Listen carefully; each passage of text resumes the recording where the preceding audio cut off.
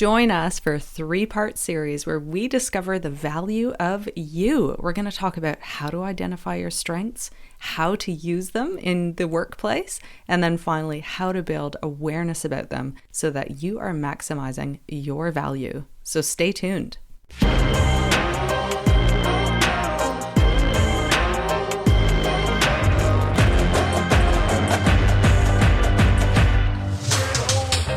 Welcome to Power Up, the podcast that uncovers the unique challenges women leaders face today. Join your hosts, Nat and Kristen, as we dive into the tough topics and provide actionable insights you can apply right now. Don't forget to hit subscribe so you don't miss any episodes. Hello, thanks for joining us today. We have a 3-part series in store for you on the value of you. And the reason we're breaking it into 3 is because, well, you're really big and important. It's going to take big and important, are we? And it's going to take a long time to dig into the value of you. I like it because we talk about your value and your strengths like it's a really simple concept. Just know them and use them. But it's actually, it takes a little bit of effort to get to understanding what they are and why they're important and how you use them. So yes. I like that we're breaking it down. Yeah, and it kind of came up because we helped someone the other day counter an offer, a job offer, and negotiate. And we had to really explain to them why it was so important to get their value across in this counter offer, which then led us to, this isn't really that easy for everyone. And if we just break it down and make it easy, we'll be more helpful. Especially when it comes to us, we were talking a lot last week about how you don't live in a world where you're constantly promoting yourself or articulating your value.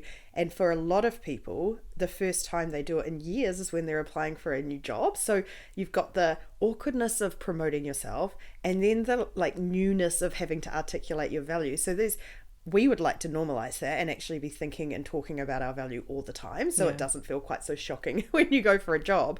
But it does mean that we actually do need to put a little bit of effort into it because it's not something we tend to do all day, every day. Yeah, well, we've talked a lot recently, in fact, about building your personal brand and about your elevator pitch. And so this really just helps break it down and really get into that mindset of who you are, what are you good at, how are you applying them to your purpose every day and making a real meaningful difference in the work that you do? And then finally, how are you building awareness around your strengths? So today we're going to be chatting about finding your strengths. Before we start, I think we should give a shout out to all the people who are currently walking or treadmilling while listening to us. We keep hearing now people are like, I put you in my ears and I clear my plate and I go out for a walk and get inspired. And I'm like, it's so funny to think people listening now are out and about doing their exercise.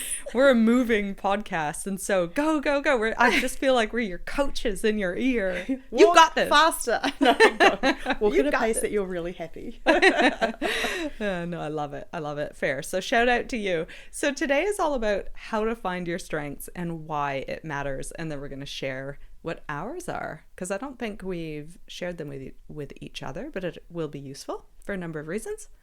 Yeah, so, top one for me being that I seem to not be emotional.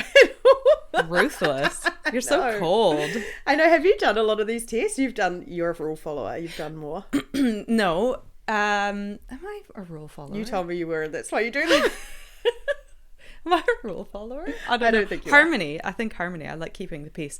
I haven't done a lot. In fact, there came a point 2 years ago where I was struggling with my leadership identity and who I was and what I was good at. And so my first port of call was to ask people. And so I recall asking a few people who worked for me, what do you feel my strengths are? And that led to me going out and seeking a personality test, which is, I think I did the one that we're talking about today, because when I redid it yesterday, I was like, oh, I remember these things. And so we'll chat a little bit about that. And then there was an event last week where they said, go and do this personality test, and so I did that too, and it's interesting to do 2 in 1 week and compare them a little bit. Yeah, I think that's nice. I did not do that one because I am not a rule follower, but I've done them before. Have you done the bird one? No. There's a really good bird one. I can't remember what it's called, but Google it. And all my friends did it at the same time because they basically, the bird types are like peacocks, so that's sort of the life and soul of the party and the show off the show off, the owl who's the wise academic style, the dove, the peacekeeper. And we found it really interesting to find out how different we all were and what that meant for our friendship as to how we had to interact with each other and what motivated each of us. So highly recommend doing a bunch of them because we love learning about ourselves, right? Well, and I know a lot of workplaces do the DISC profiles, and I can guess what we are. We're very high in the D and I category, dominant, and I can't remember what I is, influencer, I think. And then there is another one, which is all based on this Myers-Briggs and kind of what quadrant do you operate in as a human. And the reason managers like doing this is because they want to individualize and personalize their feedback and their operations, and so it's useful to know how people might relate or not relate to one another, I think. But the reason I like the strengths test is because it allows you to find out what your strengths are as opposed to maybe your personality traits and approach to the workplace. I agree. And I think from a leadership perspective, if you're managing a team or leading a team and you know what their strengths are, it makes it so much easier. In this situation, this person's going to thrive.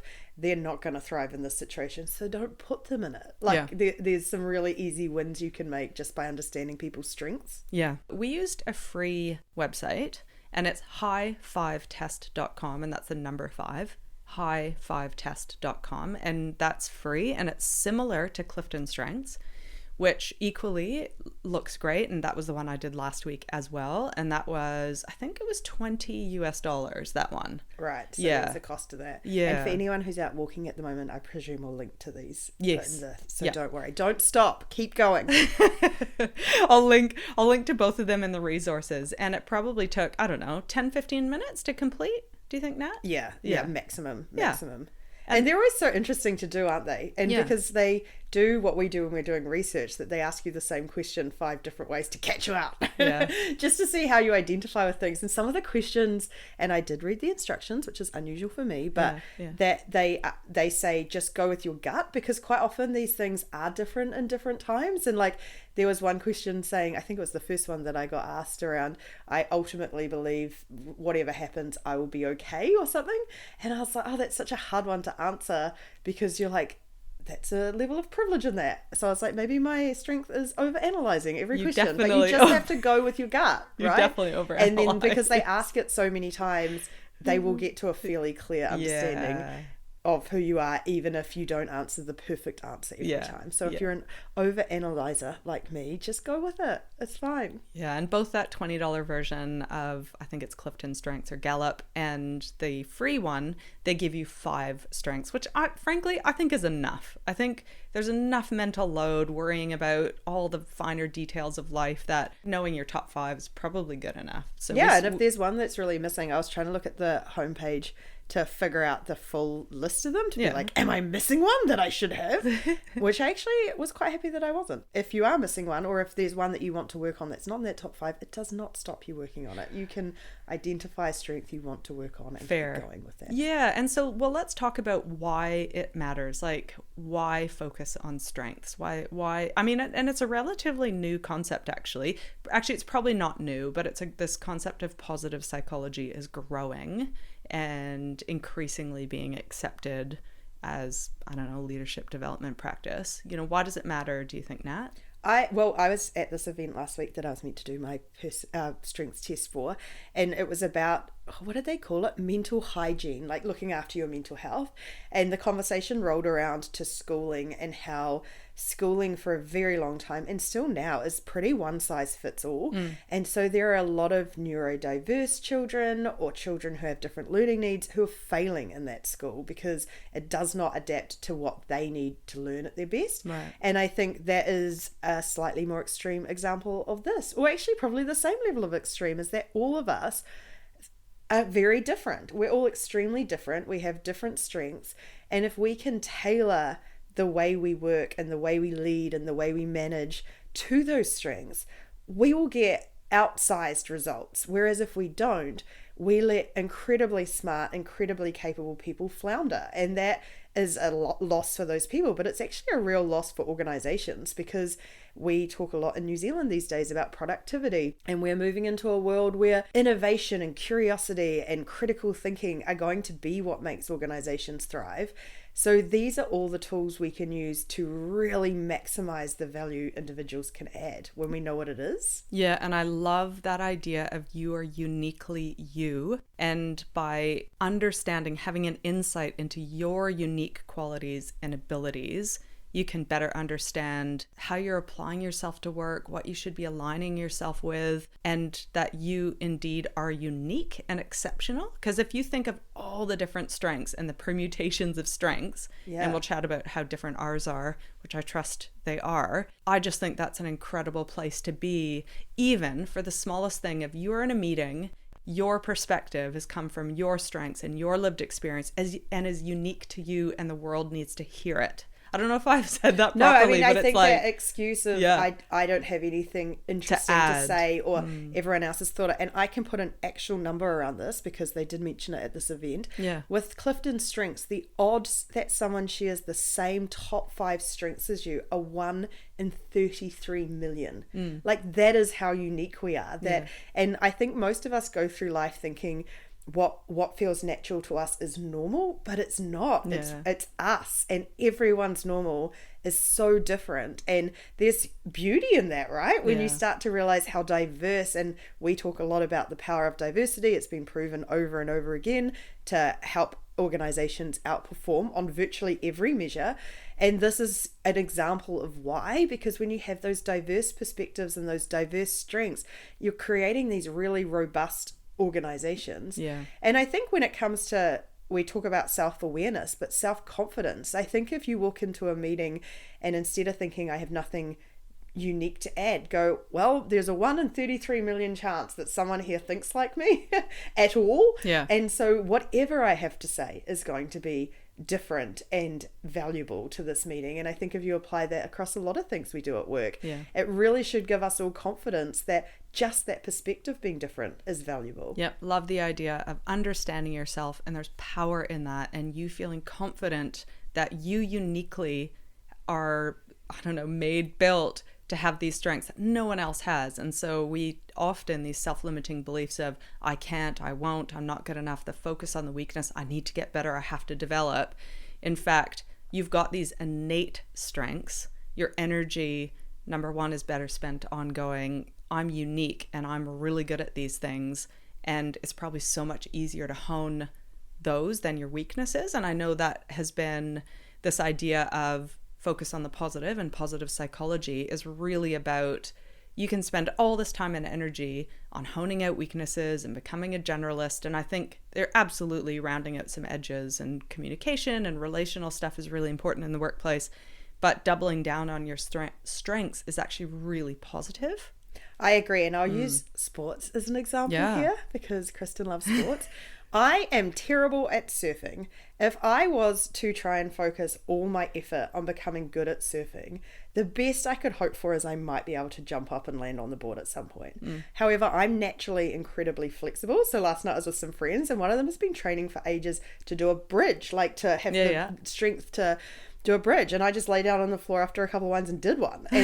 And you can see there the contrast of, like, I can still do the splits, I can do bridges. Focus on those and I will be exceptional at them. I don't focus on those. But if I did actually practice that stuff, I would be so much better. Whereas if I'd focused on the thing I was really bad at best, I would be the worst at it. Yeah, that's fair. Well, good to hear you're going to be a master elite gymnast. I am. I like hearing that. We've made the call. We've made the call. And your hand-eye is quite good as well, Nat, because I've seen you play tennis. Thanks, stage mom. I'm going to be trying pickleball in a couple of... Are you? Yeah. I'm going to try it because I have a friend down the street who plays pickleball every, Wednesday evening. And I said, look, I'm chock-a-block for the next 5 weeks, but when we get back from the States, I'm going to pick it up and give it a go. So pick up your thwacker. You might want to as well, because that is a strength of yours, hand-eye. I'd be into it. And the other thing I was thinking, just as we're talking about the combination of strengths, is I may be a master Olympic level gymnast, but I also might have another trait, and I'm going to take it away from the sports analogy now, but when you're thinking about a work context, a lot of women identify as being very strong doers, like very good delivery. But when you look at 5 traits in general, for example, you could be a strategist who's a good delivery, or a great coach who's good at delivery. And those two in combination actually create a strength that's bigger than the sum of its parts. Yeah. So even if you're in a room with 10 great deliverers, you actually still stand out as unique if you combine it with your other strengths and your approach to delivery and what other value you bring. So I think there's some real interest in not just focusing on the positive, but focusing on what the sum of all your strengths can make you very unique on, and really learning how they interact with each other. So when you do use one of those strengths, what the other strengths you have also bring to that. And that alone can actually help us work better with others, because you're often able to have these aha moments and understand others better, their strengths, their unique perspectives and strengths. People who know their strengths are 8% more productive, 6 times more likely to be engaged in their jobs, 3 times more likely to report having an excellent quality of life, and 6 times as likely to do what they do best every day, which is just like huge when you think about it's very easy to think things like knowing your strengths is one of these touchy-feely nice to-dos, but these are real tangible benefits to your work and life knowing them. And I would imagine those numbers become even exponentially bigger when you all as a team understand and know your strengths. I think it probably comes down to success, and success grows confidence and motivation. And when you're more likely to succeed putting your strengths into action than focusing on your weaknesses. And once you get a couple wins on the board, that momentum is exponential. And that's probably where those stats have come from. They're really rooted in, oh my goodness, I tried my hand at this, or I'm developing these skills and I've had a win as a result. I'm going to double down in that area. And it just completely makes sense. Although I should say that just because they're your strengths doesn't mean you're good at them on day one. And one of my strengths, actually my second top one for both of the tests I took, I remember being incredibly fearful and not that polished, and had some real fails as a result of that strength. And it took me, storytelling. Storytelling. Yeah. Is that a strength? I was saying we should read them all out. Yeah. Well, no, we'll go into that next. But storytelling was something that apparently, had I taken a test right from day dot, maybe that would have come up at a strength. But I was so freaked out at standing up in front of an audience and speaking. And I recall being coached to do it. And I took a little course and someone helped me better script the story I wanted to tell up in front of the audience. And I had some real fails, like, when you've just got the blank faces staring back at you. And so I had some horrible time storytelling, and it's taken me real investment over the last 4 years as a storyteller, both in every day setting up the context of a meeting and why you're here, and storytelling on a stage in front of hundreds of people. That has taken a lot of investment. And so I don't think a strength is necessarily, it comes easy to you, but it makes sense to invest in it because ultimately you can master it. I also wonder if your strengths, if you'd done the same test a few years ago, it would have even showed up as a strength. I wonder. Because I think some of the questions, that's what I was thinking, and we are both fans of the concept of growth mindset, that we're always learning and changing. And I think some of those questions, because I just did the test this morning, that I think I would have answered quite differently a decade ago. So I think you start to prioritize that, you start to work on it, and it becomes a strength. So I think, that idea of you're born with these innate strengths and you must work with them always is also, I wouldn't say very rigid. Like there's probably some natural things, very hard to know, because I think depending on your upbringing, depending on all sorts of stuff, you become stronger at different things. So, or the only thing I was thinking is, what if I had wanted to do that? Because for some reason I could see myself in that position, and I knew that I was good at sales in my early retail jobs. And so there was a sense of storytelling in my life, and I possibly would have been like, I want to do that, therefore I'm going to answer in that way. There could have been that. I don't know. I mean, we'll never know. Yeah, we'll never know. I think that's such a great example. We'll never know what you would have said 4 years ago. Yeah. But that you actually can find new strengths along the way as a result of life experience and goals you've set for yourself and things you've really practiced. So I know we talk a lot about focusing on your strengths, but I don't think if there is something you really want to achieve or do, I don't think this should be a limiting factor to go, it's not one of my strengths, I'm out. If it's something you really want to do, if I really cared about surfing, it shouldn't stop me doing it. Yeah. Yeah, yeah. And there's always a really lovely feeling of accomplishment when you overcome something that's really hard that it possibly isn't aligned with your strengths. But let's talk about them anyway. What's your top one again? Strategist. Okay, and what's the rough description of that? Looking at the big picture, easily find the best way out of the clutter, connecting the dots comes naturally. They may get impatient with people who make slower decisions. Mm-hmm. That doesn't resonate at all. So good for personal development, eh? Love that. What's your second one? And read out the description. Philomath. Yeah, yeah. Can't say what I am. Love learning. Have many interests. Follow new paths. This doesn't relate at all to my obsessions. Want to acquire as much knowledge. But I do like this because this actually really does resonate with me. We don't enjoy the company of know-it-alls and people with little curiosity and no desire to explore new ideas. And that's your second one? Yeah, absolutely good. Can't stand being around those people. Yeah. Love it. What's your third? Believer. Okay. Driven by core values that cannot be compromised at the expense of success. Absolutely. Yes. Oh my gosh. I'm like, yep. I'm nodding. Number 4. Catalyst. Love getting things started and at creating momentum in stagnant environments. Have a hard time waiting and so-called wasting time when they know they could be moving forward. Yeah. And then finally, problem solvers. We love uncovering flaws, diagnosing problems, coming up with solutions. Can't sweep things under the rug and pretend things are fine. So interesting. Some of those are quite rigid, like your believer one, like you're not going to compromise, and then that problem solving one, and then your frustration. Like you can also get a sense of your development areas as a leader, eh? Yeah. Yeah. No, I really like it. And I think because they've broken these into 4 groups: doing, feeling, motivating, and thinking. So all those strengths fall under one of those. So I've got 2 thinking ones. My top 2 are thinking. And then 3 and 5 are doing. Yeah. And 4 is motivating. And nothing is around feeling, which is like chameleon, coach, empathizer, optimist, and peacekeeper. I don't have any of those. Well, I think I only have one feeler. What colors? Okay. All right. So I can tell you as you go through. Yeah, great. So my top is self-believer, which is independent, self-sufficient, inspire others with confidence and certainty. Can't stand when others tell them what to do. That's what we were coming back to last week. I can't stand it. She cannot. Which is, ironically, when I talk about my core values, it'll be in environments where I can practice my strengths, which is autonomy. So I need an autonomous environment so that I can practice my biggest strength, which is self-believer. I think this is an interesting one because that's a chicken and egg as well, because we've talked before on this podcast about those situations you've been in your career where you've been undermined or not being brought into the group. And I wonder, did that make you feel this, or did you feel this and those felt particularly painful for you? Who knows? We will never know. The second one is storyteller, master of communication, like to host events, speak in public, be heard. They suffer in situations where they can't express themselves. The third is catalyst, same as you. Which I'm is 4. Yeah. Oh, your number. Yeah. So 3 and 4, which is great. We love creating momentum in stagnant environments. Hard time waiting and wasting time. They know how to move things forward, get things started. The 4th is deliverer, because I remember telling you that one of my core values was delivery and possibly one of my superpowers. And sure enough, it's come up as strength number 4.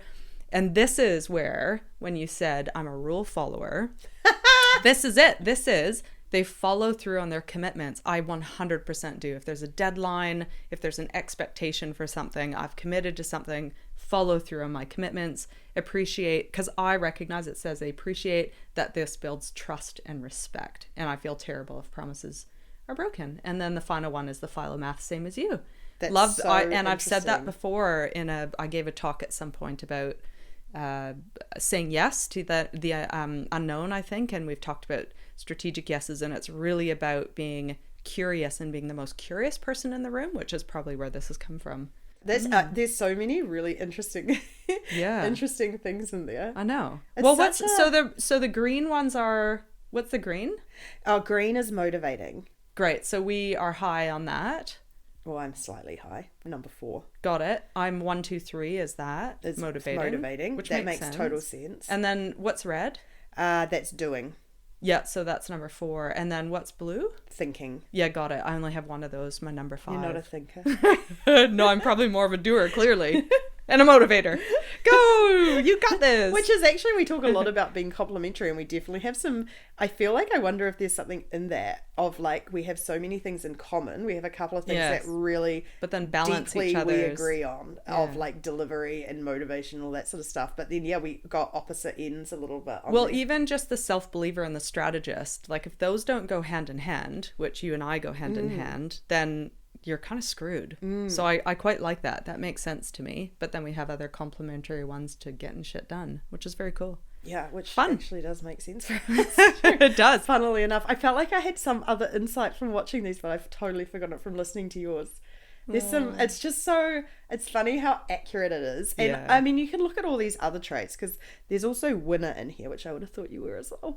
But there's like a bunch of them that you can go, oh yeah, I imagine these are in your top 10 easy, or that they come close. But it's quite interesting to see which ones rise to the top. Yeah, I agree. And the Gallup one was quite similar. Number one was activator, which I would say that's similar to the catalyst. So that came out strong in the Gallup ones. Maximizer, which is motivating others, that came out strongly. So I think, you could do either or if you want to pay for the Gallup one or not. Yeah, number 5 for me was competition and liking to win. I recall a few more questions with the Gallup ones about winning and not winning, whereas this one didn't have that. Oh, I got a few. Oh, you might not have even noticed them. No, one of them was something like, it is the most important. Gold is the only medal worth going for. Oh.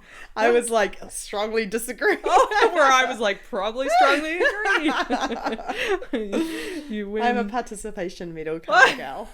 Oh, I love it. Amazing. Well, that's so cool. We would invite you to do one of these tests, and we want to hear from you about what your strengths are. Just hit a quick reply. And next week, why we wanted to build this into a 3-part series is because once you know your strengths, we want to kind of dig into how to apply them next week, both to your career, in your role, and then the final one, which is the most key, which is what triggered this whole podcast series, was how to build awareness around them. Like, this is where you get to remind your organization and be seen and be heard and be uniquely qualified to be promoted, to be given a raise. If you're going to counteroffer or negotiate, you have to know these things and how they tie in. So we'll round that out with the build awareness and why that's so important. The only thing I would add to that, because we did get that piece of feedback, I think it was last week, from someone who said, I was interested in coming to a power session, but it felt a lot more about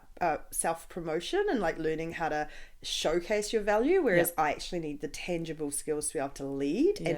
And the only thing I would add is that next week, that is equally as important, in that we aren't about pure positioning. We are actually about getting the right skills to do the job in the right way. And part of that is to be really clear on your value and to be able to articulate it and to be able to confidently put your hand up. Good. Thank you so much for joining us. Hit follow. We'd love 5 stars. And make sure you subscribe to our newsletter at powrsuit.com if you haven't already. And we'll be sliding into your inbox with weekly tools to help build your career. Bye.